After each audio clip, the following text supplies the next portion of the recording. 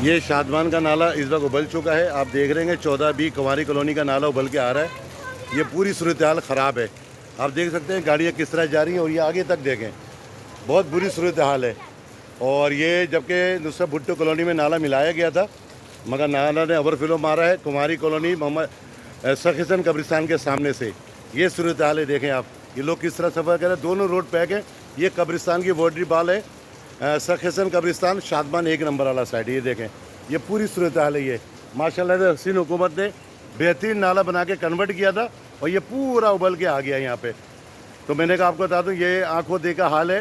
इस वक्त बज रहे हैं तकरीबन शाम का टाइम है और ये देख सकते हैं ये गाड़ियाँ जा रही है। देखें आप, ये देखें आप, ये क्या हाल है, ये देख लें आप। बहुत बुरी सूरत हाल है इस वक्त। कब्रिस्तान शादमान 1 नंबर और कुंवारी कॉलोनी का नाला जो शादमान की तरफ आ रहा था वो उबल गया है, पूरा कचरा करा। और